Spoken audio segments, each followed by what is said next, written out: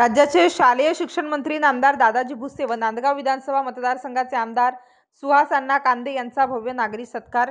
महाराष्ट्र राज्याचे शालेय शिक्षण मंत्री नामदार दादाजी भुसे व नांदगाव विधानसभा मतदारसंघाचे आमदार सुहास अण्णा कांदे यांचा भव्य नागरी सत्कार करण्यात आला। नाशिक येथील स्वामीनारायण बँक्वेट हॉल येथे हा कार्यक्रम संपन्न झाला। या प्रसंगी मंचावर नाशिक जिल्ह्यातील शिवसेनेचे नेते, पदाधिकारी, शिवसैनिक उपस्थित होते।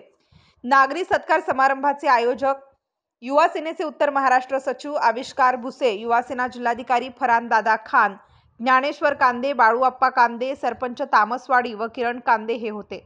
आयोजकांनी दादाजी भुसे यांच्या ग्रंथतुलेसाठी आणलेल्या सर्व धार्मिक ग्रंथप्रत उपस्थितांना भेट देण्यात आले।